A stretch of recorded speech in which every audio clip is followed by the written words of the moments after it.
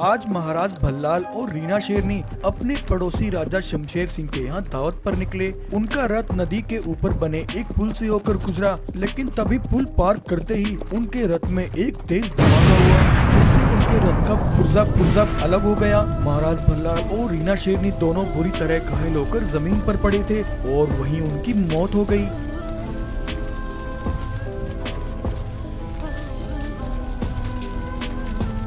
घायल खून से लथपथ घोड़ा जब शमशेर सिंह के पास पहुंचा और उसने वहां जाकर शमशेर सिंह को महाराज भल्लाल और रीना शेरनी की मौत की खबर सुनाई। ये तो बहुत बुरी खबर है, ये सब क्या हो गया?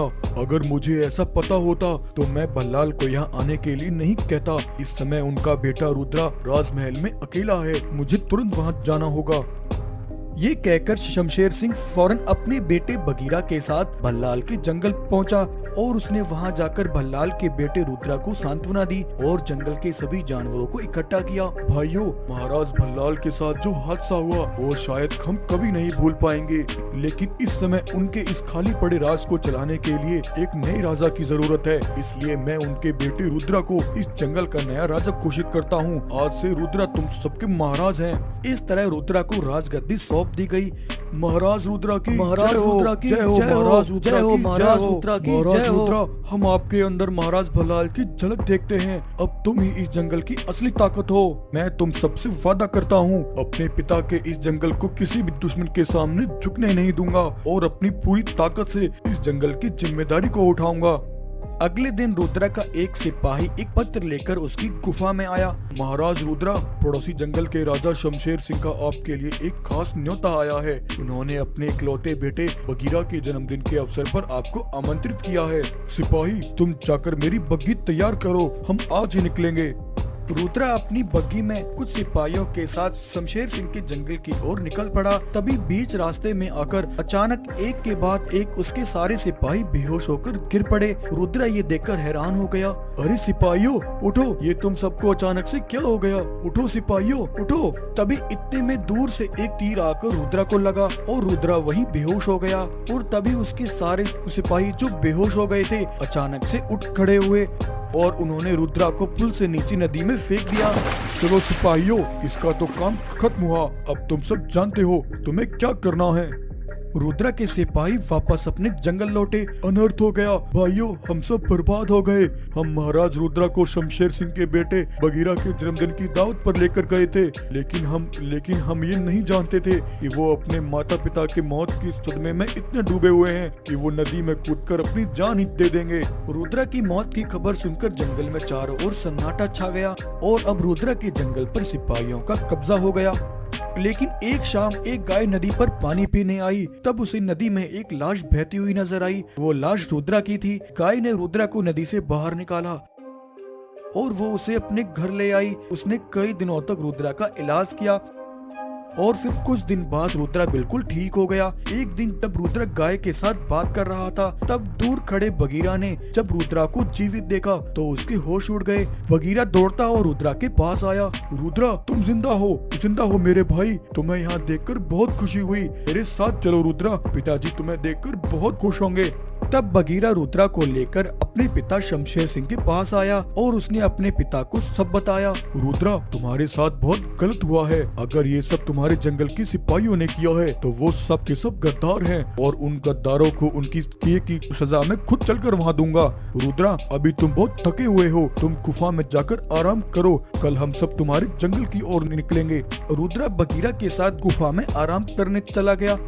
लेकिन आधी रात रुद्रा को गुफा में आराम कराकर बगीरा अपने पिता के साथ उन सिपाहियों से जाकर मिला। तुमसे एक काम ढंग से नहीं हुआ। रुद्रा जिंदा है। वो तो सही समय पर मेरे बेटे बगीरा ने उसे ढूंढ लिया। अगर वो अपने जंगल पहुंच जाता तो मेरा बनाया हुआ सारा खेल खत्म हो जाता। अब तुम सब मेरी बात कान खोल कर सुनो। वो इस समय मेरी गुफा में आराम कर रहा है। तुम चुपके से जाकर गुफा में आग लगा दो। जो काम तुम तब न कर सके वो अब करके खत्म करो। तब उन सिपाहियों ने शमशेर सिंह की गुफा पर जाकर गुफा के चारों ओर पेट्रोल छिड़का और वहां आग लगा दी। दूर खड़े बगीरा और शमशेर सिंह ये सब देख रहे थे। पिताजी, ये सब तो हम भी कर सकते थे। बेटा, ये सिपाही तो रुद्रा की नजर में पहले ही गद्दार साबित हो चुके हैं। कल मैं इनको जंगल में सबके सामने गद्दार साबित करके धक्के मारकर इन्हें जंगल से बाहर कर दूंगा और फिर राजगद्दी तुम्हारी हो जाएगी। और अगले दिन शमशेर सिंह अपने बेटे बगीरा के साथ रुद्रा के जंगल पहुंचा और उसने वहां जाकर अपने बेटे बगीरा को राजगद्दी पर बिठा दिया। इससे पहले शमशेर सिंह कुछ कहता, एक जिन रुद्रा को लेकर वहां प्रकट हुआ। रुद्रा को जिंदा देखकर सब हैरान हो गए। शमशेर सिंह, तुम और तुम्हारा बेटा खुद को बहुत होशियार समझते हो, लेकिन मैं तुम्हारी गद्दारी से पहले ही वाकिफ था। दरअसल जब गाय रुद्रा को नदी में से उठाकर अपने घर लाई, तब वह बेहोश रुद्रा को एक जिन के पास लेकर गई, जहां जिन ने रुद्रा को ठीक किया और उसने रुद्रा के साथ हुई गद्दारी की सारी असल कहानी उसे बताई। रुद्रा, तुम्हारे साथ ये सब जो कुछ हो रहा है, ये सब करने वाला तुम्हारे पिता का असली हत्यारा शमशेर सिंह है। उसने पहले तुम्हारे सिपाहियों को रुपए पैसों का लालच देकर खरीद लिया। जिस दिन तुम्हारे पिता अपने रथ में सवार होकर शमशेर सिंह से मिलने निकले थे, उससे पहले तुम्हारे ही सिपाहियों ने हमारे पिता बल्लाल के रथ में बम लगा दिया था, जिसके धमाके से तुम्हारे माता पिता दोनों की मौत हुई थी। उसके बाद तुम्हारे साथ जो हादसा हुआ, शमशेर सिंह के कहने पर ही तुम्हारे सिपाहियों ने तुम्हें नदी में फेंका था। शमशेर सिंह, अब तुम और तुम्हारा बेटा, तुम में से कोई भी नहीं बचेगा। तब रुद्रा ने जिन के द्वारा मिली शक्तियों से शमशेर सिंह और बगीरा पर हमला किया और उन दोनों को वहीं जलाकर मार डाला। और उसने अपने जंगल के उन गद्दार सिपाहियों को भी और उन्हें आजीवन काल कोठरी में डाल दिया गया। अब रुद्रा को गद्दारों से आजादी मिल गई और उसने फिर से अपने जंगल को संभाल लिया। तो ये कहानी आपको कैसी लगी? अगर कहानी पसंद आई है तो वीडियो को लाइक एंड चैनल को सब्सक्राइब जरूर करें। रघु शेर एक बैलगाड़ी में ढेर सारा सोना भरकर जानवरों की बस्ती में आता है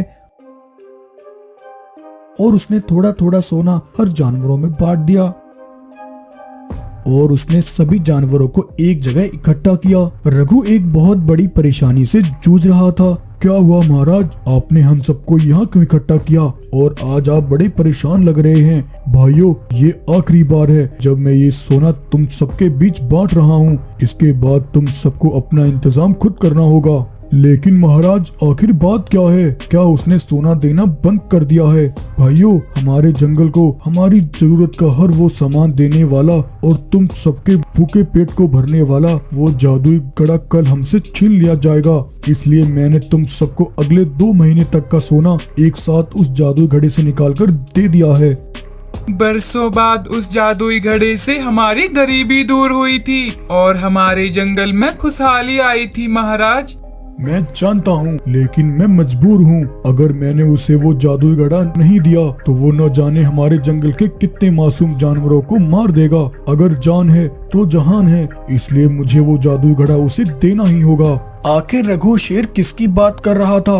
दरअसल एक बार लंबे समय से बारिश न होने के कारण रघु के जंगल में अकाल पड़ गया। घास के मैदान, हरे भरे पेड़ सब वीरान हो गए, नदियों का पानी भी सूख गया और एक समय ऐसा आया जब भूख और प्यास से तड़पते जानवर अपना दम तोड़ने लगे। जब यहाँ के राजा रघुवीर ने जानवरों को तड़पकर मरते हुए देखा तो उसे ये सब देखा न गया और वो दुखी होकर वहाँ से चल दिया। रघु एक बंजर और सूखे खेत से होकर गुजर रहा था। तभी उसे अपने सामने जमीन पर कुछ चमकता हुआ दिखाई दिया। ये देखकर रघु ने उस चमकती हुई चीज को खोदकर बाहर निकाला। तभी एक चमकता हुआ घड़ा जमीन से बाहर आता है, जिसके अंदर से तेज रोशनी निकल रही थी। तभी उस घड़े के अंदर से एक आवाज आती है, रघु, मैं एक जादुई घड़ा हूँ जो हर किसी की मनचाही जरूरत को पूरा करता हूँ। ये सुनकर रघु उस जादुई घड़े को लेकर अपने जंगल में आया और उसे जानवरों के बीच लाकर रघु ने उस जादुई घड़े से कहा, घड़ा, ओ घड़ा, जल्दी से मेरे इस जंगल को हरा भरा कर दे। रघु के इतना कहते ही उसके सूखे बंजर जंगल में फिर से हरियाली आ गई। सूखी नदियों में पानी भर गया और हर तरफ हरे भरे पेड़ लहराने लगे। ये देख रघु और जंगल के सभी जानवर खुशी से झूम उठे। तब रघु उस जादुई घड़े को लेकर अपनी गुफा में आया और वहां आकर उसने उस जादुई घड़े से सोना निकालना शुरू किया और वो हर दिन उस सोने को जानवरों में बांटने लगा। और अब उस जादुई घड़े की मदद से रघु के जंगल की गरीबी धीरे धीरे दूर होने लगी और उसके जंगल में हर तरफ खुशहाली आने लगी।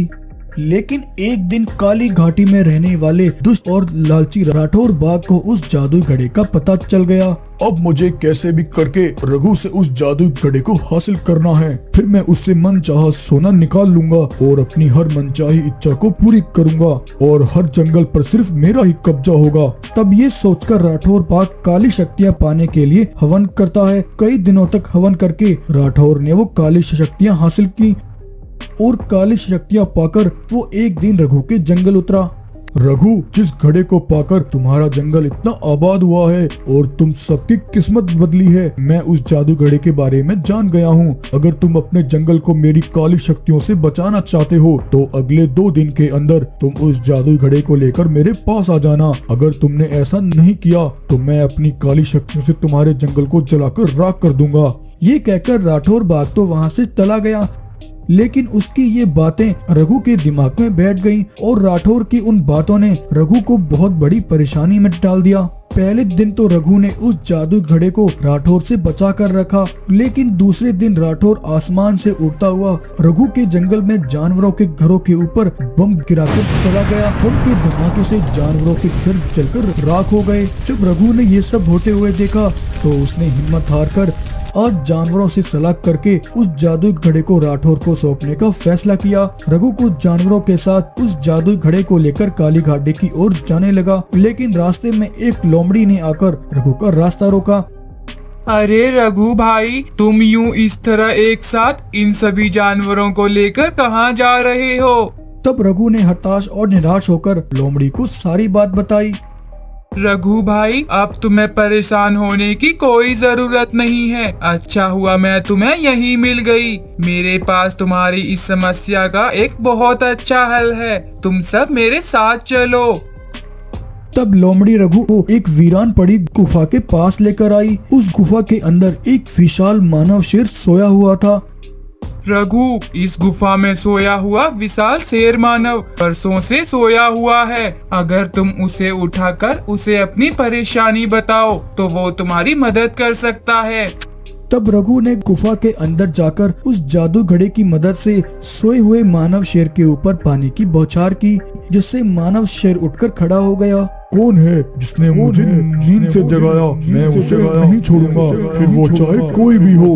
तब लोमड़ी ने मानव शेर को रघु के जंगल की सारी परेशानी बताई और उसे रघु की मदद करने के लिए कहा। ठीक है रघु, मैं तुम्हारी मदद जरूर करूंगा, लेकिन बदले में तुम्हें इस जादुई घड़े से मुझे अगले 1 वर्ष के लिए खाने के लिए असीम भोजन देना होगा। रघु ने मानव शेर की बात मान ली। तब मानव शेर ने राठौर के पास जाकर उसे दबोच लिया और उसे उठाकर जमीन पर पटका और राठौर की सारी हड्डी पसली तोड़ दी। और तब मानव शेर से खुश होकर रघु ने जादू घड़े से कहकर उस मानव शेर के लिए ढेर सारे फल और मिठाइयाँ प्रकट की। और तब मानव शेर ने उन फलों और मिठाइयों को खाकर अपनी बरसों की भूख शांत की। और इस तरह आज लोमड़ी के दिखाए रास्ते से रघु ने अपने जंगल को एक बड़ी मुसीबत से बचा लिया। विशाल शरीर और जादुई पंखों के साथ वो वापस लौट आया था। धरती पर अपने कदम रखते ही वो आगे बढ़ने लगा। जंगल में उसके कदमों की आहट से दुश्मन के इलाके में सनसनी फैल गई। विशाल शरीर वाले उस शेर के रूप में अपनी मौत देखकर राठी बाघ के सिपाही अपनी जान बचाकर भागने लगे। वो लौट आया है, अपना बदला लेने वो वापस आ गया है। रुद्र शेर ने अपने सर पर एक जादुई मणि प्रकट की और उसमें से भयंकर शक्तियाँ निकाली और राठी के सिपाहियों को एक एक करके उसने जिंदा जलाकर राख कर दिया। लेकिन पत्थरों के पीछे खड़े कोनूर चीता ने ये सब अपनी आंखों से देख लिया और वो वहाँ से भागता हुआ राठी बाघ के पास पहुँचा। राठी विशाल रूप लेकर वो वापस आ गया है। वो हम में से किसी को भी नहीं छोड़ेगा। वो अपना बदला लेकर रहेगा। शांत हो जाओ कोनूर, कौन वापस आ गया है? रुद्रा वापस आ गया है। राठी, ये तुम क्या कह रहे हो कोनूर? मैंने उसे खुद 100 फीट गहरी खाई में धक्का देकर उसे मार दिया था। इतनी गहरी खाई में गिरने के बाद भी वो कैसे वापस आ सकता है? राठी और कोनूर चीता आज इस बात से हैरान थे कि रुद्रा वापस कैसे लौटा। दरअसल कुछ दिन पहले की बात है। दरअसल रश्मि शेरनी के दो बेटे थे, रुद्रा और रघु। रुद्रा बड़ा था और रघु छोटा। बचपन में पिता की मृत्यु के बाद अकेली रश्मि ने माता पिता दोनों का फर्ज निभाकर अपने दोनों बेटों को जवान किया। रश्मि के पास उनके पिता की दी हुई एक धरोहर जादुई मणि थी, जो मरने से पहले उनके पिता ने रश्मि को दी थी। रश्मि, इस मणि का तुम ख्याल रखना, ये हमारे पूर्वजों की धरोहर है। सालों से मैं इस मणि की रक्षा करता आया हूँ। मेरे बाद तुम इस मणि को रुद्रा को देना, वो मेरा बड़ा बेटा है। रघु अभी छोटा है, वो अभी जंगल की जिम्मेदारियों को नहीं संभाल सकता। जब रुद्रा बड़ा हो जाए तो तुम इस मणि को रुद्रा को देना। बेटा, ये मणि तुम्हारे पिता की धरोहर है। तुम्हारे पिता ने मरने से पहले ये मणि अपने बड़े बेटे यानी रुद्रा को देने के लिए कहा था। इसलिए रुद्रा, ये मणि आज मैं तुम्हें सौंप रही हूँ। तुम्हें इस मणि का हमेशा ख्याल रखना है। और रघु, तुम्हें अपने बड़े भाई के साथ रहकर हमेशा उसके कामों में उसकी मदद करनी है। रुद्रा जंगल की हर जिम्मेदारी और कामों में अपने छोटे भाई रघु को अपने साथ रखता और रुद्रा अपनी मणि की शक्तियों से गरीब और लाचार जानवरों की मदद करता। एक रात हुई तेज तूफानी बारिश में कुछ जानवरों के घर टूटकर बिखर गए, तो अगले दिन रुद्रा ने वहां जाकर उन बेघर हुए जानवरों के लिए अपनी मणि की शक्तियों से नए घर बना कर दिए। नए घर पाकर जानवरों में खुशी की लहर दौड़ पड़ी। लेकिन उस दिन रुद्रा को ये चमत्कार करते हुए राठी बाघ ने देख लिया। बाघ अपने ठिकाने पर आकर इस बारे में सोचने लगा। उन दोनों भाइयों के पास वो अनोखी जादुई मणि आखिर कहां से आई? उनके पास वो असीम ताकत है जिनका उन्हें भी अंदाजा नहीं है। तभी राठी का एक सिपाही कहता है, महाराज, वो जादुई मणि आपके एक बहुत पुराने दुश्मन उस रश्मि शेरनी के पति भानु प्रताप की है, जिसे उसने मरने से पहले रश्मि शेरनी को सौंपा था और अब उसकी औलादें इस मणि का इस्तेमाल कर रही हैं। अच्छा, तो ये बात है।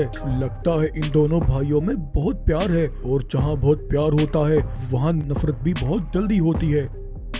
रात में जब रश्मि और रुद्रा सो रहे थे, नींद न आने पर रघु घर के बाहर टहल रहा था। तभी राठी बाघ रघु से मिलने उसके पास आया। अरे, तुम तो राठी बाघ हो ना? इतनी रात में तुम यहाँ क्यों आए हो? रघु, मैं तुम्हें यहाँ एक बहुत बड़ा राज बताने आया हूँ जो तुम्हारी माँ ने तुमसे छिपाया है। कैसा राज राठी? सच्चाई जो सिर्फ मैं जानता हूँ। दरअसल रघु, तुम्हारे पिता ने मरने से पहले रश्मि से कहा था कि तुम उसके सौतेले बेटे हो और रुद्रा उसका अपना खून है। इसलिए उसने रश्मि को वो जादुई मणि रुद्रा को देने के लिए कहा, और तुम्हारे भाई रुद्रा ने बड़ी चालाकी से इस बात का फायदा उठाकर वो मणि हासिल कर ली। अगर ऐसी बात है तो वो जादुई मणि मैं रुद्रा से हासिल करके ही रहूंगा, चाहे फिर उसके लिए मुझे कुछ भी करना पड़े। राठी ने उस रात रघु को ऐसी झूठी कहानी बताकर रघु को उसके बड़े भाई रुद्रा के खिलाफ कर दिया और उसने रघु को एक प्लान समझाया। अगली सुबह रघु अपने भाई रुद्रा के पास आया। अरे रुद्रा भाई, हमारे जंगल के पास वाली नदी पर कुछ जानवरों को तुम्हारी मदद की जरूरत है। जरा एक बार जाकर तो देखो वहाँ जानवरों को क्या मसला है। तब तक मैं थोड़ा काम कर लेता हूँ। अच्छा ठीक है रघु भाई। ये कहकर रुद्रा नदी की ओर जाने लगा। रुद्रा नदी के रास्ते में आने वाले एक पुल से होकर जा रहा था। तभी रास्ते में राठी ने उसके सामने आकर रघु का रास्ता रोक लिया। लगता है बड़ी जल्दी में हो रुद्रा। वहाँ नदी पर कोई जानवर नहीं है, तुम्हें तो यहाँ मैंने बुलवाया है। इससे पहले रुद्रा अपने जादुई मणि का इस्तेमाल करता, राठी ने रुद्रा पर वार किया और रुद्रा को वहीं घायल कर दिया। उसने रुद्रा से उसकी जादुई मणि हासिल करके उसे पुल से नीचे खाई में धकेल दिया।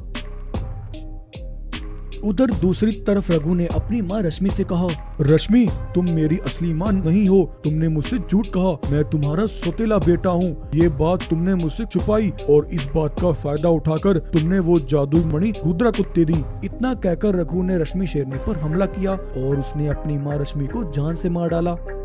उधर राठी बाघ जादुई मणि को पाकर जोर जोर से हंस रहा था। तभी रघु राठी के पास पहुंचा। राठी, तुम्हारे कहे मुताबिक मैंने उस रश्मि शेरनी को भी मार डाला है। अब तुम ये जादुई मणि मुझे दे दो। हा हा हा हा हा हा हा। रघु, तुमने ऐसा सोच भी कैसे लिया कि हाथ में आई इस कीमती मणि को मैं तुम्हें दे दूंगा? इसके लिए मैंने इतनी मेहनत की। राठी, ये तुम क्या कह रहे हो? तुमने मुझे मणि देने का वादा किया था। वादा? हा हा हा हा हा। वो सब झूठ था रघु। सिपाहियों, गिरफ्तार कर लो इसे और इसे जिंदान में डाल दो। राठी ने रघु के साथ धोखा किया और रघु को जिंदान में कैद कर दिया। राठी बाघ ने अब मणि को पाकर उसकी शक्तियों से रुद्रा के जंगल को भी अपने कब्जे में ले लिया। कुछ जानवर जिन्होंने राठी बाघ का विरोध किया उसने उन्हें बंदी बना लिया। उधर खाई में पड़े रुद्रा की लाश को 3 दिन हो गए थे। तभी अचानक वहाँ एक जिन प्रकट हुआ और वो रुद्रा को उठाकर अपनी गुफा में ले गया। उसने कई दिनों तक रुद्रा का इलाज किया। जब रुद्रा को होश आया तब उसने जिन को अपनी सारी कहानी बताई। रुद्रा, तुम्हारे साथ ये सब करने वाला राठी बाघ है। उसने पहले तुम्हारे भाई रघु को तुम्हारे खिलाफ रघु, किया। अगर रघु मैं को उस कहकर रात तुम्हें नदी पर उठाकर फेंकने यहाँ वाला ना लाती राठी बाघ ही तो वो था। दोनों ये सब दरिंदे राठी का तुम्हें भी मारकर मार वो डाल मणि देते। हासिल करने का तुम्हारे एक प्लान बूढ़े था। माता तुम्हारा पिता भाई आज रघु भी उस राठी की जिंदान चाल में आकर कैद फंस तुम्हारी गया राह और देख उस रहे राठी हैं ने रघु बेटा। को भी धोखा दिया। मेरी मणि माँ और पाकर उसने पिता को तुम्हारे जिंदान भाई में को भी रखने जिंदान वाले में डाल वो दिया। दोनों पापी रुद्रा, अब बच नहीं तुम्हारे पाएंगे। पिता की उस जादुई मणि को पाकर अब वो राठी जंगल के मासूम जानवरों पर अत्याचार कर रहा है। तुम्हें उस पापी से उस जादुई मणि को एक बार फिर से हासिल करना होगा और उस पापी को सबक सिखाना होगा। लेकिन जिन महाराज, राठी के पास वो जादुई मणि है, बिना उसके मैं उसका सामना कैसे कर पाऊंगा। तब जिन ने अपनी शक्तियों से रुद्रा का शरीर बड़ा किया और उसे जादुई पंख दिए। जब रुद्रा राठी के पास पहुंचा तब राठी रुद्रा को देखकर जोर जोर से हंसने लगा। हा हा हा हा हा हा हा। रुद्रा, तो तुम मौत को चकमा देकर एक बार फिर से लौट आए हो। पिछली बार तो तुम बच गए, लेकिन इस बार मैं तुम्हें ऐसी मौत दूंगा कि तुम्हारी आने वाली 7 पुश्तें भी तुम्हारी मौत का नजारा देखकर कांप उठेंगी। ये कहकर राठी ने जादुई मणि की शक्तियों से रुद्रा पर हमला किया, लेकिन विशाल रुद्रा पर राठी की शक्तियों का कोई असर नहीं हुआ। तब रुद्रा ने एक ही वार में राठी और उसके सारे सिपाहियों को वहीं ढेर कर दिया। राठी को मारकर रुद्रा ने अपने भाई रघु को जिंदान से आजाद किया और रुद्रा ने फिर अपने असली रूप में आकर अपने भाई से पूछा, रघु भाई, जो कुछ भी हुआ उसमें तुम्हारा कोई दोष नहीं था और मुझे ये बताओ, हमारी माँ कहाँ है? तब रघु ने रोते हुए रुद्रा को सब बताया और वो फूट फूट कर रुद्रा के सामने रोने लगा, क्योंकि अब रघु के पास पछतावे के अलावा कुछ नहीं था। तो ये कहानी आपको कैसी लगी? अगर कहानी अच्छी लगी हो तो वीडियो को लाइक एंड चैनल को सब्सक्राइब जरूर करें।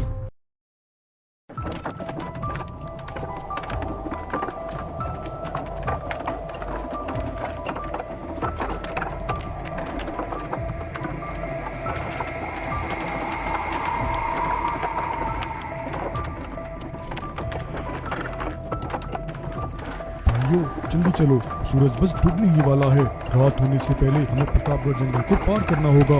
अगर ऐसा नहीं हुआ तो हम में से कोई भी जिंदा नहीं बचेगा।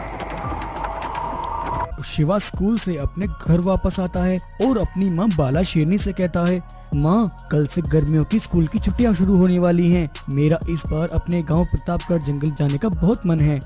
ठीक है बेटा, जाओ, मगर ध्यान से जाना और अपना ख्याल रखना। हाँ माँ, मैं अपना ख्याल रखूंगा। शिवा अगले ही दिन अपनी गर्मियों की छुट्टियां बिताने अपने गांव जाता है। प्रतापगढ़ जंगल जाकर शिवा सबसे पहले अपने दोस्त बगीरा चीता से मिलता है। बगीरा शिवा का बहुत अच्छा दोस्त था। अरे शिवा, तुम यहाँ, तुम्हें यहाँ देखकर बहुत अच्छा लगा। हाँ बगीरा, आज से स्कूलों की छुट्टियां शुरू हो गई हैं, इसलिए मैंने सोचा क्यों ना इस बार मैं अपनी इन छुट्टियों को अपने गाँव प्रतापगढ़ जंगल में रहकर बिताऊं। हाँ शिवा, ये तुमने बहुत अच्छा किया। और बताओ बगीरा, तुम्हारे पिताजी कैसे हैं? क्या बताऊं शिवा, प्रतापगढ़ जंगल के जानवर इन दिनों बड़ी मुश्किल दौर से गुजर रहे हैं।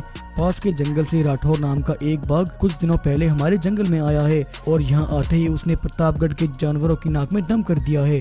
वो यहाँ अपनी ताकत और सिपाहियों के दम पर प्रतापगढ़ के जानवरों से जबरदस्ती उनकी जमीनें छीन रहा है।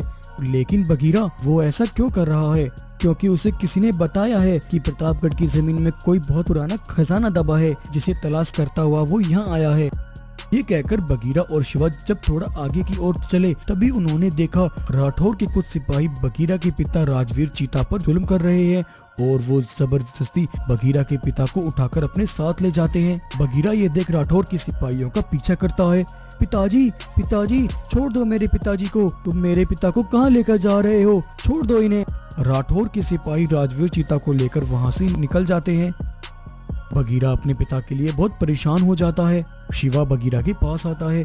बगीरा, ये सिपाही कौन थे और वो तुम्हारे पिता को क्यों लेकर गए हैं? शिवा, ये राठौर के सिपाही थे। राठौर पिताजी से उनकी जमीन खरीदना चाहता है, लेकिन पिताजी जमीन को बेचना नहीं चाहते, इसलिए उसके सिपाही जबरदस्ती मेरे पिता को उठाकर ले गए। बगीरा, तुम परेशान मत हो, हम तुम्हारे पिता को जल्द राठौर की कैद से आजाद करा लेंगे। उधर राठौर के सिपाही राजवीर चीता को लाकर कैद कर देते हैं। राजवीर, अगर तुम जिंदा रहना चाहते हो तो चुपचाप अपने इन जमीन के कागजात पर दस्तखत कर दो। राठौर, तुम चाहे कुछ भी कर लो, मैं तुम्हें अपनी जमीन कभी नहीं दूंगा। अच्छा, ये बात है, तो फिर मैं तुम्हें यहीं तड़पा तड़पा कर मारूंगा। ऐसा कहकर राठौर अपनी गुफा में जाता है और बक्से से एक नक्शा बाहर निकालता है जो बीच में से आधा फटा हुआ था। पिताजी, चाहे कुछ भी हो जाए, मैं तुम्हारा वो सपना जरूर पूरा करूंगा। रात होते ही राठौर अपने कुछ सिपाहियों को लेकर वहां से निकलता है। राठौर के जाते ही बगीरा और शिवा राठौर के ठिकाने पर पहुंचते हैं। शिवा राठौर के सिपाहियों से बचकर राठौर की गुफा में जाकर देखता है, लेकिन वहां बगीरा के पिता नहीं थे। बगीरा, लगता है राठौर ने तुम्हारे पिता को कहीं और कैद कर रखा है। तभी शिवा को पास में वही नक्शे का वो टुकड़ा मिलता है और शिवा उस नक्शे को देखता है। शिवा, ये क्या है? बगीरा, ये तो कोई नक्शा लगता है, हो सकता है इस नक्शे का तुम्हारे पिता के साथ कोई संबंध हो। लेकिन तभी इतने में राठौर का एक सिपाही वहां आकर शिवा और बगीरा को देख लेता है। शिवा उस पर हमला करके उसे वहीं ढेर कर देता है, लेकिन वो सिपाही शोर मचाकर बाकी सिपाहियों को भी बुला लेता है। ये देख शिवा और बगीरा उस नक्शे को लेकर वहां से भागते हैं। राठौर के सिपाही बगीरा और शिवा का पीछा करते हैं। शिवा और बगीरा भागते हुए प्रतापगढ़ जंगल के अंदर चले जाते हैं। राठौर के सिपाही प्रतापगढ़ जंगल की सीमा के बाहर आकर रुक जाते हैं। रुक जाओ सिपाहियों, यहाँ से प्रतापगढ़ जंगल की सीमा शुरू होती है। शाम होने वाली है, इस समय हमारा जंगल के अंदर जाना खतरे से खाली नहीं है। लेकिन वो घुसपैठिया शेर उस नक्शे को ले गया है। नक्शा भी मिल जाएगा। वो घुसपैठिया नहीं जानता कि इस जंगल में उसे क्या खतरा है। हम सुबह होने तक यहीं उन दोनों का इंतजार करेंगे और सुबह होते ही जंगल के अंदर जाकर हम उनसे वो नक्शा छीन लेंगे। उधर शिवा और बगीरा भागते हुए एक जगह आकर रुक जाते हैं। बगीरा, रात बहुत हो गई है, हमें आज रात यहीं रुकना होगा, सुबह होते ही हम इस जंगल से निकल जाएंगे। शिवा बगीरा से ये सब कह रहा था कि तभी जंगल में अचानक से तेज हवाएं शुरू हो जाती हैं। जंगल के पेड़ हिलने लगते हैं और एक तेज तूफान शुरू हो जाता है। तभी बगीरा और शिवा को किसी के कदमों की आहट सुनाई देती है, मानो कोई बहुत तेज रफ्तार से उनकी ओर आगे बढ़ रहा हो। जब बगीरा और शिवा अपनी नजरें उठाकर देखते हैं तो उन्हें अपने सामने एक विशाल शेर नजर आता है। सालों से मैं जिसका इंतजार कर रहा था, आखिर वो मुझे मिल गया। कौन हो तुम और तुम्हें हमसे क्या चाहिए? नक्शा, तुम्हारे पास जो नक्शा है वो चाहिए मुझे। मैं बरसों से इस आधे नक्शे का इंतजार कर रहा था। तब ऐसा कहकर विशाल शेर अपने पास से आधा नक्शा निकालता है और शिवा से उस आधे नक्शे को लेकर उन दोनों टुकड़ों को आपस में मिलाता है। आखिर मुझे मिल गया जिसका मुझे सालों से इंतजार था। अब मेरी तमन्ना पूरी होगी। शिवा, अब तुम्हें मेरा एक काम करना होगा। तुम कौन हो और तुम मेरा नाम कैसे जानते हो? शिवा, मेरा नाम भानु प्रताप सिंह है। मैं सब जानता हूँ। जालिम राठौर ने बगीरा के पिता को कैद कर लिया है। अगर तुम मेरा बताया हुआ काम पूरा करोगे तो बगीरा के पिता भी आजाद हो जाएंगे, और अगर तुम यहाँ से चले गए तो बगीरा के पिता कभी आजाद नहीं हो पाएंगे और प्रतापगढ़ जंगल के ऊपर से जुल्म और अत्याचार कभी खत्म नहीं होंगे। मैं यहाँ के लोगों को उनकी अमानत लौटाना चाहता हूँ, उन्हें उनका हक दिलाना चाहता हूँ।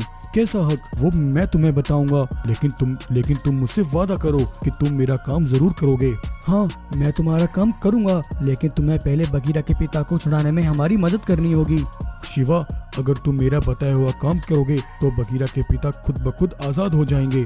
लेकिन कैसे? शिवा, अगर तुमने इस नक्शे के खजाने को ढूंढ लिया तो प्रतापगढ़ जंगल वासियों को उनकी अमानत मिल जाएगी। सिर्फ बगीरा के पिता ही नहीं, प्रतापगढ़ जंगल के बाकी गरीब मासूम जानवर भी राठौर के अत्याचारों से आजाद हो जाएंगे। प्रतापगढ़ जंगल फिर से खुशहाल हो जाएगा। लेकिन विशाल शेर, तुमने अभी तक मुझे ये नहीं बताया कि तुम कौन हो और तुम इस विशाल जंगल में क्या कर रहे हो। शिवा, मैं भानु प्रताप सिंह की आत्मा हूँ। मैं प्रतापगढ़ जंगल का सेनापति था। अगर तुम प्रतापगढ़ के सेनापति हो तो फिर तुम आत्मा कैसे बन गए? क्योंकि शिवा, मेरी प्रतिज्ञा पूरी नहीं हुई। कैसी प्रतिज्ञा? नीलमणि और प्रतापगढ़ के खजाने की रक्षा की प्रतिज्ञा। ये कहानी आज से 100 साल पहले की है। मैं उस समय प्रतापगढ़ का सेनापति हुआ करता था। उस दौरान जालिम और अत्याचारी कांचा बाग की नजरें प्रतापगढ़ जंगल के खजाने पर टिकी थी। वो उस खजाने को हासिल करना चाहता था। एक दिन उसने अपने सिपाहियों को लेकर प्रतापगढ़ जंगल पर हमला कर दिया। दुश्मन के सिपाहियों ने प्रतापगढ़ जंगल को चारों तरफ से घेर लिया। कांचा के सिपाहियों और प्रतापगढ़ के सिपाहियों के बीच घमासान लड़ाई शुरू हो गई। मैं और प्रतापगढ़ जंगल के महाराज वीर सिंह अपनी पूरी हिम्मत और ताकत के साथ दुश्मनों का सामना कर रहे थे। तभी दुश्मन कांचा ने चालाकी से एक तीर महाराज वीर सिंह की ओर चलाया, जो महाराज वीर सिंह को लगा और महाराज वहीं बेहोश हो गए। मैं महाराज को दुश्मनों से बचाता हुआ किसी तरह गुफा में ले गया। महाराज बहुत घायल हो चुके थे। तब उन्होंने मुझसे कहा, भानु प्रताप सिंह, मेरे पास बहुत कम समय बचा है। तुम्हारे सामने जो बक्सा है उसमें नीलमणि तक पहुंचने का नक्शा है। नीलमणि का खजाना प्रतापगढ़ के जानवरों की संपत्ति है, उनकी भलाई के लिए है। तुम मुझसे वादा करो, तुम उस खजाने की रक्षा करोगे। महाराज, मैं आपको वचन देता हूँ कि मैं अपनी जान देकर भी उस खजाने की रक्षा करूँगा। उस प्रतापगढ़ के इसी जंगल में आकर कांचा और उसके सिपाहियों ने मुझे घेर लिया। कांचा ने मुझसे वो नक्शा छीनने की कोशिश की, जिससे वो 2 हिस्सों में फट गया। ये देखकर मैं वहां से भागा। कांचा ने मेरे ऊपर एक तीर चलाया और मैं आधे नक्शे के साथ ऊपर से नीचे खाई में गिर गया। और तब से मेरी आत्मा इस आधे नक्शे के साथ इस जंगल में भटक रही है कि एक दिन कोई न कोई जरूर यहाँ आएगा और मेरी अधूरी प्रतिज्ञा को पूरा करेगा, जिससे मुझे मुक्ति मिलेगी।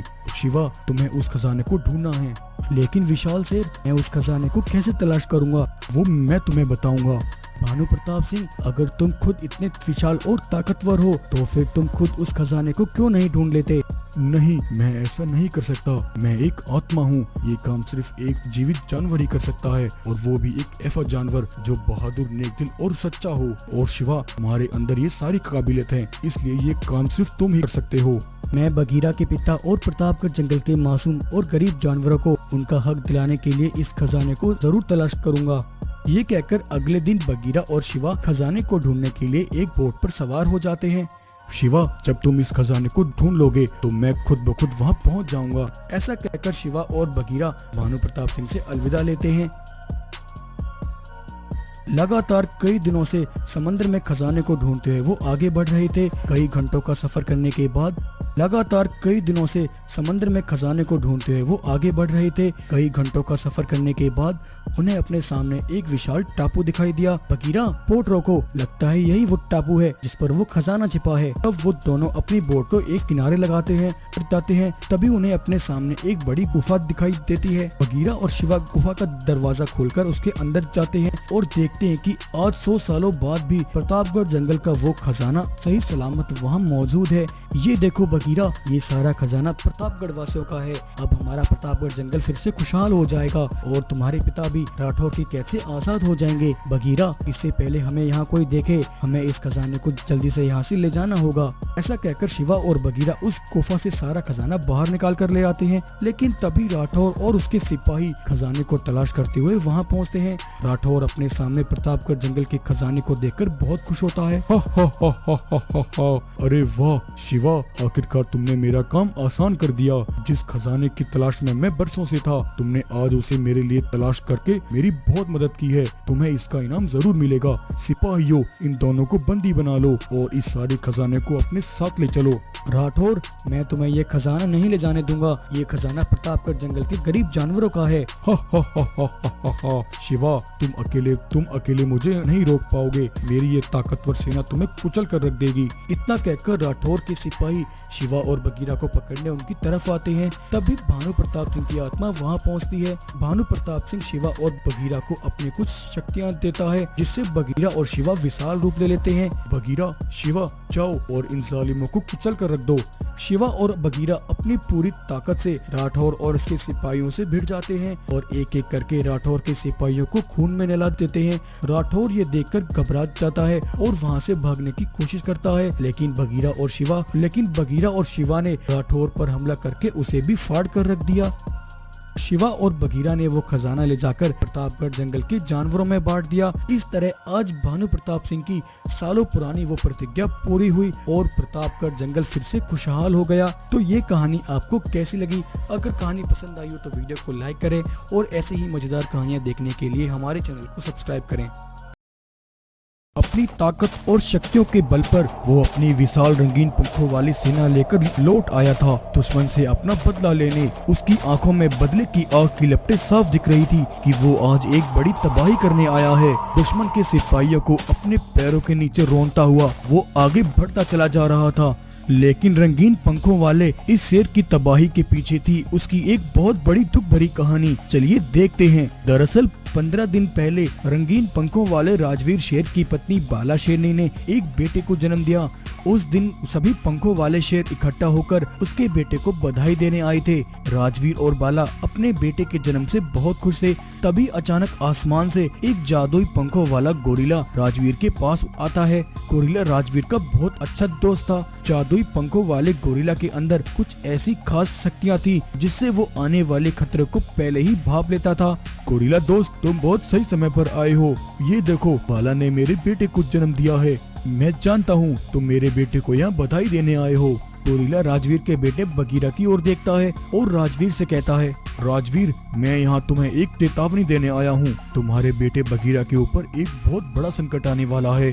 क्या गोरिल्ला, ये तुम क्या कह रहे हो? मेरे बेटे पर संकट? क्या बात है, साफ साफ कहो। राजवीर, तुम्हारे अंदर जो शक्तियाँ हैं, तुम्हारा बेटा बगीरा भी उन्हीं शक्तियों के साथ पैदा हुआ है जो इसे बड़ा होने पर मिल जाएंगी, और वो शक्तियाँ आज तक धरती पर किसी के पास नहीं है। इसलिए तुम्हारे बेटे की जान को खतरा है। अगर तुम अपने बेटे को बचाना चाहते हो तो तुम्हें इसे बड़ा होने तक इसे सबसे दूर छिपा कर रखना होगा। ये सुनकर बाला और राजवीर परेशान हो जाते हैं। चेतावनी सुनकर राजवीर अपने बेटे बगीरा को एक सुरक्षित गुफा में ले आता है और अपने बेटे को उस गुफा में बंद कर देता है। राजवीर, अब तुम तब तक इस गुफा को मत खोलना जब तक तुम्हारा बेटा बगीरा बड़ा नहीं हो जाता। वहीं राजवीर के बेटे बगीरा की खबर जब पास के जंगल में रहने वाले कांचा बाघ को लगी तो कांचा जोर की एक दहाड़ लगाकर बोला, सिपाहियों, मैं सब जो ये सुन रहा हूँ, क्या वो सच है? क्या सच में राजवीर के यहाँ एक बेटे ने जन्म लिया है? हाँ महाराज, ये खबर 100% पक्की है। सुना है राजवीर के बेटे उस बगीरा के अंदर ताकतवर शक्तियाँ हैं जो आज तक किसी के पास नहीं है। इसका मतलब अगर उसकी वो शक्तियाँ मुझे मिल जाएं तो मैं पहले से कई गुना और ज्यादा ताकतवर बन जाऊंगा। फिर मैं राजवीर की तरह अपनी भी एक विशाल सेना बनाऊंगा और अपनी सेना लेकर मैं राजवीर को एक दिन तबाह कर दूंगा और राजवीर को अपना गुलाम बना लूंगा। ये कहकर कांचा अगले ही दिन अपने सिपाहियों को लेकर राजवीर के जंगल पहुंचता है। राजवीर, मुझे तुम्हारा बेटा चाहिए। कहाँ है तुम्हारा बेटा? तुम्हें इसकी बदले में जो कीमत चाहिए मैं तुम्हें दे सकता हूँ। कांचा, तुम यहाँ मुझसे मेरे बेटे का सौदा करने आए हो। तुमने ऐसा सोचा भी कैसे? चले जाओ यहाँ से, मैं अपना बेटा तुम्हें कभी नहीं दूंगा। ये सुनकर कांचा चुपचाप अपने सिपाहियों को लेकर वहाँ से चला जाता है और काली घाटी में उस पंखों वाले गोरिल्ला से मिलता है। दरअसल वो गोरिल्ला कांचा का वफादार सिपाही था। गोरिल्ला, तुम्हारे कही मुताबिक मैंने राजवीर के पास उसके बेटे बगीरा को लेने गया था, लेकिन मुझे उसका बेटा वहाँ कहीं नहीं दिखा। लगता है उसने अपने बेटे को कहीं छिपा दिया है। कांचा, राजवीर ने अपने बेटे को जहाँ छुपाया है मैं उस जगह का पता जानता हूँ। ऐसा कहकर गोरिल्ला कांचा को राजवीर के बेटे का पता बता देता है। उधर राजवीर आज एक जरूरी काम से अपने जंगल से बाहर जाता है। इस मौके का फायदा उठाकर कांचा बगीरा को ढूंढते हुए उस गुफा तक पहुंचता है, लेकिन उस दिन गुफा के बाहर बाला शेरनी पहरा दे रही थी। जब बाला ने कांचा को वहां देखा तो बाला बहुत ज्यादा घबरा गई। बाला, अगर तुम खुद को जिंदा देखना चाहती हो तो अपने बेटे को इस गुफा से बाहर निकालो, वरना आज अपने बेटे के साथ तुम भी मेरे हाथों मारी जाओगी। बाला कांचा की बात नहीं सुनती और अपने बेटे को बचाने के लिए कांचा की तरफ हमला करने आती है। तभी कांचा बाला पर हमला करके उसे खून में नहला देता है। बाला की वहीं मौत हो जाती है। कांचा के सिपाही गुफा का दरवाजा खोलकर बगीरा को बाहर निकाल लेते हैं। हो। अब मैं इस राजवीर के बेटे की बलि देकर इससे इसकी सारी शक्तियाँ छीन लूंगा और फिर राजवीर के जंगल को हत्या लूंगा। ऐसा कहकर कांचा ने वहीं राजवीर के बेटे को जान से मार डाला। लेकिन बगीरा को मारने के बाद भी कांचा को बगीरा की शक्तियाँ नहीं मिली, क्योंकि कांचा ये भूल गया कि बगीरा के अंदर उसकी शक्तियाँ उसके बड़ा होने पर ही वापस लौट सकती थी। जब कांचा ने ये देखा तो वो बहुत ज्यादा घबरा गया और अपने सिपाहियों को लेकर वहाँ से भाग निकला। उधर राजवीर जब अपने बेटे बगीरा को देखने उस गुफा पर वापस आया तो अपने जवान बेटे और बालक की लाश खून से लथपथ देखकर उसकी रूह कांप उठी। ये सब क्या हो गया? मैंने तो किसी का कुछ नहीं बिगाड़ा, फिर मेरी पत्नी और बेटे के साथ ये किसने किया? तभी पंखों वाला गोरिल्ला झूठे आंसू और ड्रामा करता हुआ राजवीर के पास आया। राजवीर मेरे दोस्त, तुमने आने में बहुत देर कर दी। उस बेरहम कांचा ने तुम्हारे बेटे बगीरा और बाला शेरनी दोनों को मार डाला। बस ये सुनकर राजवीर गुस्से से दहाड़ता है। कांचा, तूने मुझसे मेरे बेटे और पत्नी को छीन लिया, मैं तुझसे इसका बदला जरूर लूंगा। ये कहकर राजवीर वहाँ से चला गया। राजवीर के वहाँ से जाते ही गोरिल्ला अपने एक खुफिया ठिकाने पर अपने कुछ सिपाहियों के पास आता है। हा, सिपाहियों, मेरा रचाया हुआ खेल अब रंग लाएगा, अब मजा आएगा। राजवीर के गुस्से की आग अब कांचा को नहीं छोड़ेगी। मैंने इन दोनों को अच्छा बेवकूफ बनाया। इन दोनों के बीच रहकर मैंने दोनों की वफादारी हासिल की, लेकिन ये बेवकूफ ये नहीं जानते कि ये सब मैंने अपने लिए किया है। ये दोनों आपस में लड़कर मर जाएंगे और फिर राजवीर का ये जंगल मेरा होगा। जादुई गोरिल्ला जब अपने सिपाहियों से ये सब कह रहा था तब एक मादा घोड़ा उसकी ये सारी बातें सुन लेती है। वो चुपके से वहाँ से निकलकर राजवीर के पास आई। महाराज, मैं एक बहुत बड़ा राज जानती हूँ, लेकिन मैं डर के मारे आपको कुछ न बता सकी। क्या बात है, बताओ मुझे।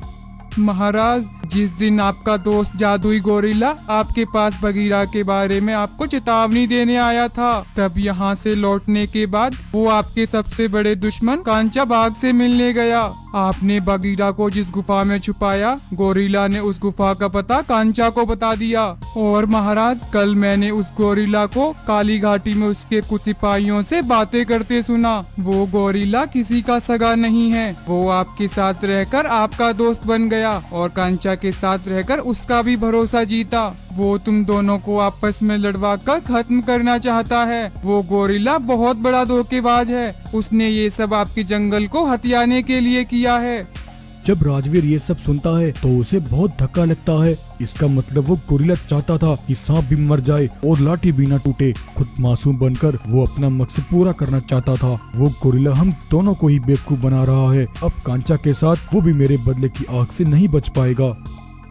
और इस तरह आज राजवीर अपनी विशाल पंखों वाली सेना लेकर कांचा से अपना बदला लेने उसके ठिकाने पर पहुंचा, जहां कांचा के पास जादुई गोरिल्ला भी मौजूद था। कांचा, तुमने जिस पर भरोसा करके मेरे परिवार को मुझसे छीन लिया, क्या तुम जानते हो तुम्हारा ये वफादार सिपाही तुम्हारा सबसे बड़ा दुश्मन है। इसने हम दोनों के साथ एक बहुत बड़ा खेल खेला है। ये तुम्हें मेरे हाथों से खत्म करवाना चाहता है ताकि वो खुद इस जंगल पर अपना कब्जा कर सके। गोरिल्ला, कांचा, तुम दोनों ही मेरे गुनहगार हो और आज तुम दोनों को ही इसकी सजा मिलेगी।